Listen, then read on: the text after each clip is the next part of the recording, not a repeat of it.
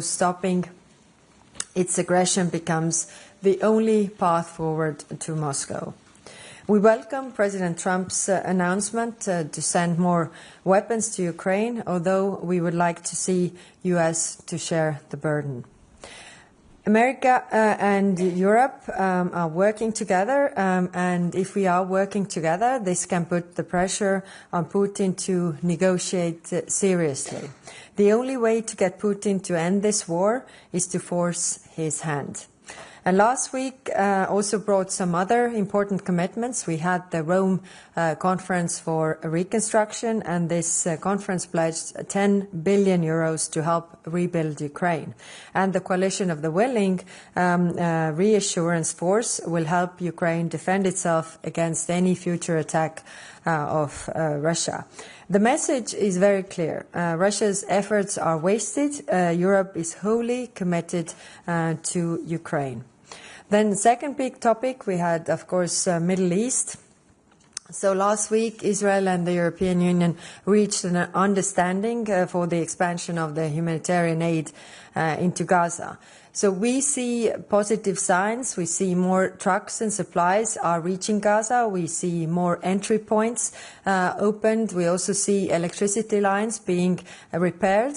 But Israel needs to take more concrete steps to improve the humanitarian situation on the ground. The European Union will keep a close watch on how Israel implements this common understanding and the pledges, and will update the compliance every 2 weeks. As we go forward, ministers make clear that ceasefire and hostage release deal remain a priority. At the request of the European Council, I also presented ministers an inventory of different measures that could be taken in relation to the review done in June. So we had a discussion on this, and these are choices that the member states have to make. We will keep these options on the table and stand ready to act if Israel does not live up to its pledges. The aim is not to punish Israel. The aim is to really improve the situation in Gaza. On Iran, ministers reiterated that Iran should not have any nuclear weapons, and diplomacy is the best way and long-term approach to achieve this goal. While the ceasefire is fragile, it offers an opportunity to resume the negotiations, and ministers urged immediately to restart the talks and allow also the United Nations inspectors back in. So the European Union is ready to negotiate. On Georgia, the assault on democracy by Georgian Dream is growing more severe. Today, ministers took stock of EU support to civil society and discussed different options. What more can we do? These include suspending the visa-free regime, the association agreement, and sanctions. Georgia's democratic backsliding will come at cost. And finally, Moldova, the first ever Moldova-EU summit was earlier this month, and it underscored that the European Union is fully committed to Moldova's EU accession. Moldova is now preparing for very high-stakes parliamentary elections coming in autumn, and these polls will be a prime target of Moscow's hybrid war. So today we had a good discussion on that, and today ministers also agreed to impose sanctions on people and entities that aim to destabilize Moldova. We also agreed to deliver more counter-hybrid support, especially before the elections. And this shows that the European Union is determined to safeguard Moldova's democratic process against external interference. So I will stop here and take your questions. Thank you. Perfect. We will start with Joachim.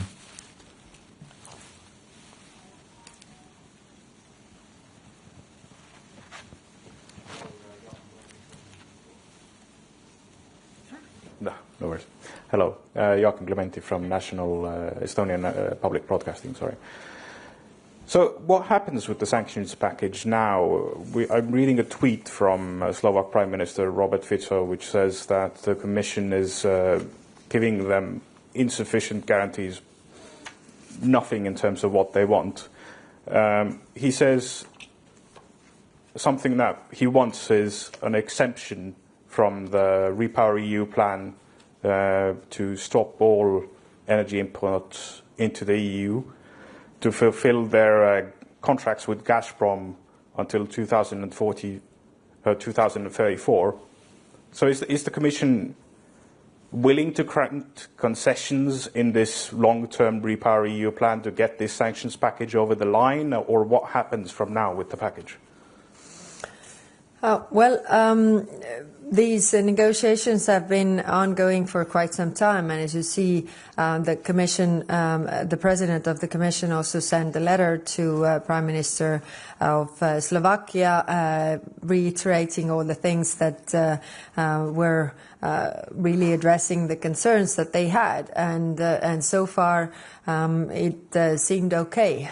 So I don't know what happened in between, probably something in domestic politics, but it is important that we stick to these points. I mean, if you go into negotiations or worries you have, then if your sensitivities are addressed, then it's I think it's important that you don't present anything on top of it. Thank you. Thank you.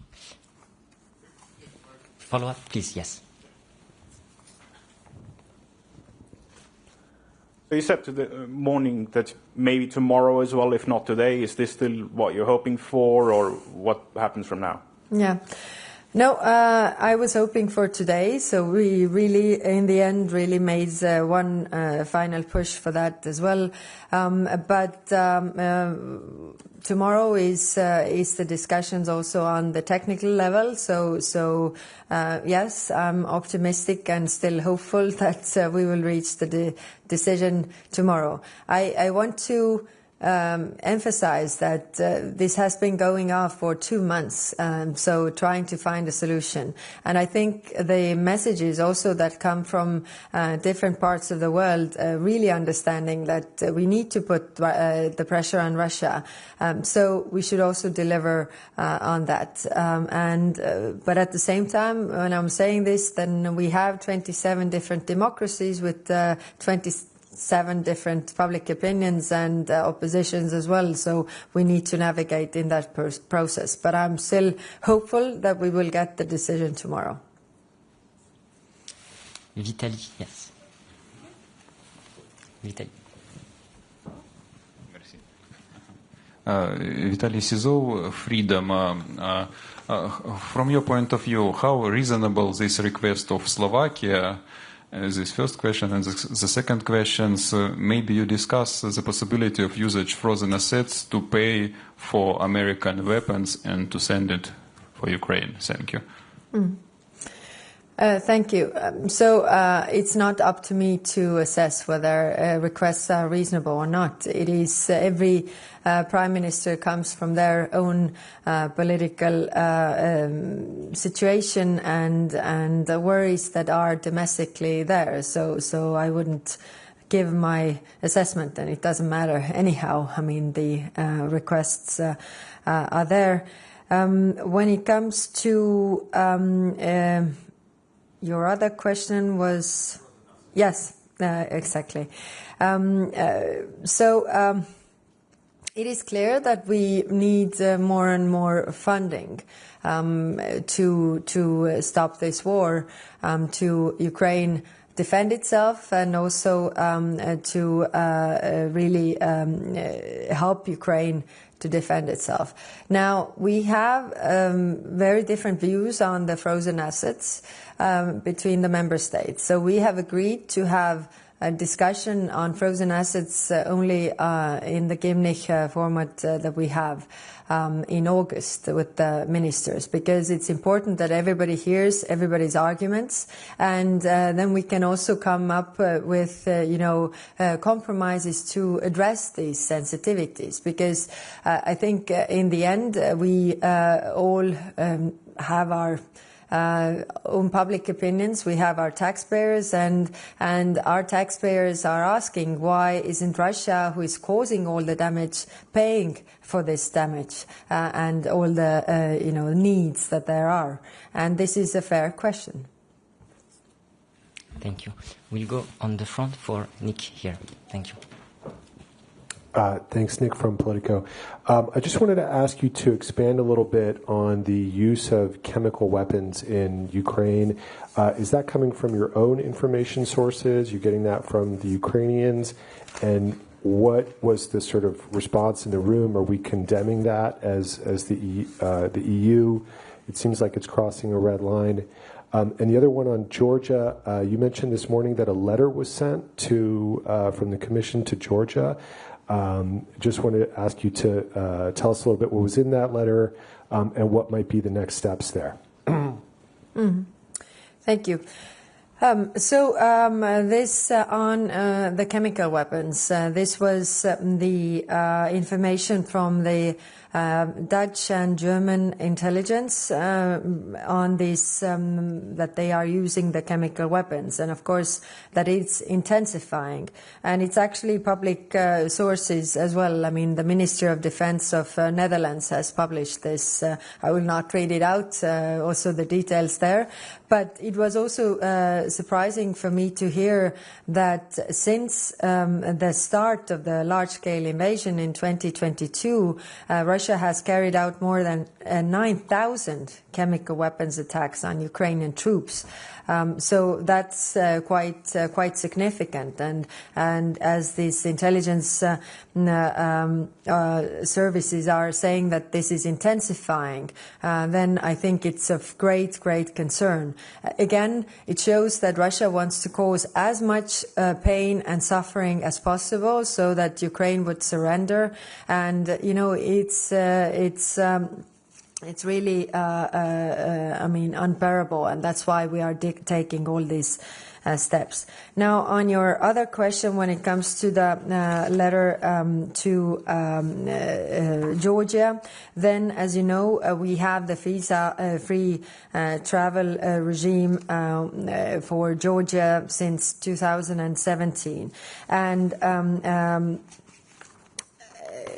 this is a big benefit that European Union is giving to countries, and therefore there are recommendations which have been addressed to Georgia in the 7th Visa Suspension Mechanism report. And I will not read it all out here, but I'm just putting a point on this. For example, the obligations that the Georgian government has to ensure and uphold the protection of fundamental rights of all Georgian citizens, including the freedoms of association, assembly and expression, the right to privacy, the right to participate in public affairs, as well as the prohibition of discrimination. This is just one point, and there are 8 points like this. So the point being that as they have been giving a deadline until the end of August to comply with this, then the question is how do we then react if these recommendations have not been fulfilled.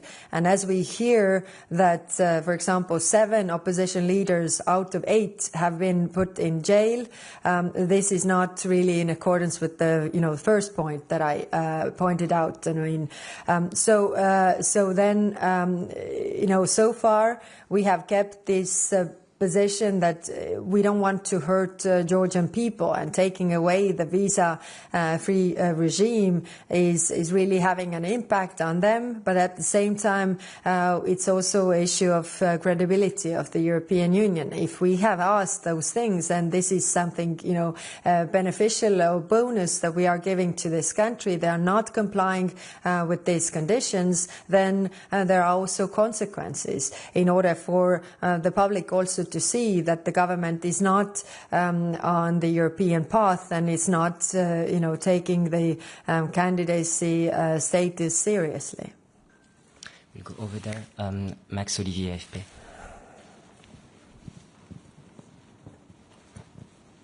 Thanks a lot. Max Delaney from AFP. Oh, sorry. But in your introduction, you said that you welcomed Donald Trump's initiative to on the weapons to arm Ukraine, but you want the US to share the burden. What do you mean by that? Can you explain that a bit more? You mean that you don't think it's right that the US is just asking Europe and and Canada to pay for all of these weapons? Well, if we pay for these weapons, it's our support. So it's European support. And we are doing as much as we can to help Ukraine. And therefore, the call is that that everybody would do the same. It's, if you promise to give the weapons but say that somebody else who is going to pay for it, it's not really given by you, is it? And we'll take a last one over there. Noureddin? Nordin Fridi, العربية. Madam High Representative, on the agreement you have with Israel last Friday, since then dozens and dozens of Palestinians are being killed, and as you said, you are going to follow that very closely and report maybe in 2 weeks' time. Madam High Representative, if I look to the agenda, we are in the summer break now. No next fact until October means that the Palestinian, hundreds of Palestinians could be killed in them. So my question is, as the agreement is not fully implemented now, which guarantee you may have soon to let know the Israelis that there are some leverage and instrument should be activated? And I understood that there is no instrument in your hand today. Thank you. Thank you. Yes, of course, it is important, the implementation of the agreement. And yes, we see some worrying signs, but we also see some good signs. I mean, like I said, the border crossings have been opened. We see more trucks going in. We see also reparations of the electricity network and such things, but it's clearly not enough because the situation is still untenable. Now, we agreed that this briefing, our people are in constant contact with the international actors on the ground and also Israel, also the neighboring countries that are, having the control of the crossing points so that they can say what is the actual numbers that are going in. And we agreed that we are doing this via the BSC ambassadors. So every 2 weeks they get updates what is the situation on the ground. Now, the only guarantee we have is that the inventory of all the options that could be taken by the member states is presented, and if the situation is not going to improve, then the member states are also willing to take next steps, because the goal is to improve the situation, because it's really untenable, the humanitarian situation. We reached this common understanding the end of last week. Today we are in Tuesday. We also heard from our Jordanian counterparts that yes, it's more aid going in, and we see some positive signs. And of course, we need to do more. That's very clear, and we keep on monitoring this. But we do this hand in hand with our international counterparts who are on the ground, like the World Food Programme and who are there. What I want to stress is that why is it much harder right now than it was when there was a ceasefire? Because the war is going on. Also the providers of humanitarian aid are actually at risk. So that's why it's so much more complicated. But we are really trying to, I mean, we are putting the pressure and keeping the pressure, and all the member states are really following up on this. I shared, you know, the details of those things. It's not that we are counting every truck all the time, but it's I think that the trend and whether we see, you know, tangible improvement or we don't see that. I think that's the overall conclusion. And this brings our press conference to an end. Thank you very much and have a good evening. Oh, right.